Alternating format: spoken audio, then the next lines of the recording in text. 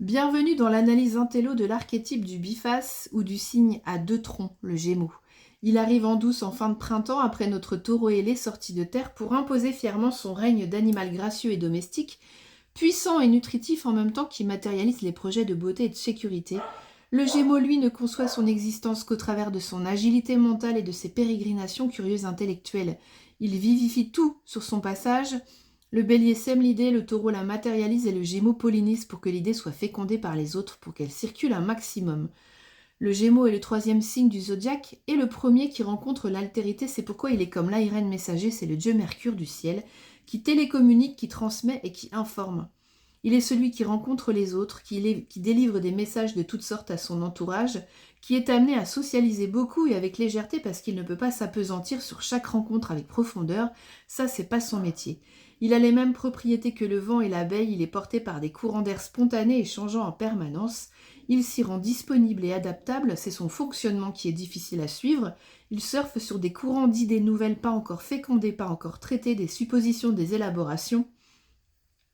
Il les glane de fleur en fleur, de source en source, puis dans les meilleurs cas, s'il n'est pas enivré par tant de possibilités et profusion de richesses à nectar multiples à déguster, oui, c'est un risque du métier de Gémeaux-abeille de ne jamais rentrer chez lui, de ne jamais s'engager nulle part. Donc, s'il est assagi, il rentre au bercail dans l'alvéole de sa ruche pour traiter, analyser, faire un miella, un suc, une friandise à distribuer de toutes ces informations glanées. C'est sa passion, quoi qu'il arrive, le monde des pensées, et qui qu'il soit. Quoi qu'il fasse, il récupère l'essentiel, il écoute, il s'intéresse, il interviewe. Il fait la presse, il mélange, il fait l'article pour le rendre attractif, audible, lisible, divertissant, et le retransmettre à un autre public. Le Gémeaux a une manière de communiquer agréable qui ne tend pas vers une harmonie soucieuse de paix comme la balance, mais plutôt vers un allègement des lourdeurs, afin d'atteindre le maximum de gens, et pour cela tous les moyens sont bons. D'où l'idée de superficialité, de dispersion, d'infidélité, d'humour, de diversion, de masque social, de mensonges, d'immaturité qui sont liés à ses capacités et à ses besoins vitaux de mouvement, de rapidité, de changement, qui peuvent déséquilibrer et donner le mal de mer aux signes de terre. Un Gémeaux agit dans les métiers où il communique, où il échange, où il vend des trucs. Ses outils sont sa parole, ses mots, ses idées et ses concepts qu'il manie avec aisance et éloquence, parfois jusqu'à la manipulation si ses intentions ne sont pas animées par la grâce, mais la plombance, ou si sa rationalité est systématique et manque donc de lien avec ses émotions et sa sincérité. Ce qui est encore plus particulier chez les Gémeaux, qui sont déjà des agents doubles avec leur histoire de gémellité perdue, c'est que le signe et la maison du placement de son Mercure vont colorer très fortement sa personnalité solaire. Le Soleil, c'est notre essence, notre mission, notre identité, notre conscience, notre puissance. Un Gémeaux est ce qu'il pense et dit. Il est son Mercure. S'il n'est pas écouté, pas entendu, il aura la sensation de ne pas exister. Un Gémeaux vivra fatalement dans des énergies multiples et mélangées, même s'il est Mercure en Gémeaux en maison 3, c'est pile poil, mais c'est rare. Par exemple, si un Gémeaux Soleil a son Mercure en Scorpion et maison 10, vous aurez une personnalité double d'air mixée avec un signe d'eau et un signe de terre, ce qui fera un mélange disparate. Difficile à cerner, qui paraît ambivalent et ambigu, mais c'est qu'il aura beaucoup de balles d'énergie différentes avec lesquelles il devra apprendre à jongler. Il sera toujours axé vers la communication, mais coloré de Scorpion et de Capricorne comme sa personnalité, avec beaucoup plus d'introversion que prévu. Alors ça donne aux Gémeaux plusieurs dons, parfois dans des domaines très opposés qu'ils doivent faire coexister ensemble avec cohérence.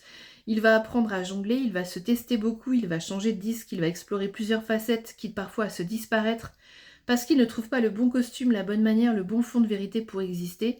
Il peut perdre les gens de son entourage, être paumé dans ses trop de potentialités, et il mettra beaucoup de temps à se trouver, à s'identifier, parce qu'en plus il n'aime pas non plus les étiquettes. Bref, il est un puzzle dispersé aux quatre coins d'une pièce, ou d'une planète à rassembler. Contrairement au Taureau, son prédécesseur, qui est un bloc compact et tranquille mais difficile à bouger, lui, il est fragile, éclaté, défragmenté, fluide, nerveux, malléable. Il a besoin de s'ancrer, d'apaiser ses pensées trop mobiles et de canaliser son énergie sous peine de fatigue et de perte énergétique importante. Pour illustrer le Gémeaux, j'ai pris un personnage tout seul qui n'a pas de flamme jumelle ni d'alter ego, un petit bonhomme mélancolique mais original, pas si connu, qui se déplace de branche en branche dans un livre écrit par un auteur italien. Vous l'avez ou pas? Non, c'est pas Tarzan, je l'ai déjà fait dans le bélier. C'est le baron perché d'Italo Calvino, cet enfant de 12 ans très déterminé qui décide de rompre avec sa famille d'aristos originaux qui sont eux vraiment perchés, en allant vivre dans les arbres pour ne plus jamais mettre un seul pied au sol. Promesse tenue, challenge relevé, c'est ce qu'il fera toute sa vie. Sans vouloir vous spoiler, même sa mort sera décidée d'un joyeux libre arbitre sous la forme d'une envolée dans le ciel. Sa particularité, c'est qu'il refuse de fouler le sol sur lequel se meut tout son entourage, oui, mais il ne quittera pas vraiment les siens sur une grande distance puisqu'il reste en majorité sur sa terre natale italienne, comme si son ascension, son élévation arboricole, culturelle ou spirituelle suffisait pour se guérir de sa famille, couper les liens et retrouver sa liberté de création. On pourrait croire à un jeune foufou qui fait le marginal esselé, mais pas du tout. Il va socialiser beaucoup. Le postulat de départ était réellement de défier la pesanteur et les lois de l'impossible. Ici, on est dans le conte, mais pas dans la science-fiction. L'apprentissage de l'enfant pour se mouvoir dans les arbres sera long, laborieux et dangereux. Ensuite seulement, il pourra commencer à vivre, à socialiser, à se rendre utile, à aimer même charnellement. Il étudiera le monde et l'humanité au travers des livres, mais aussi de ses expériences. La forêt comme une bibliothèque salle de classe à ciel ouvert. Il va gagner sa vie en taillant les arbres, il invente des processus ingénieux anti-incendie pour un temps.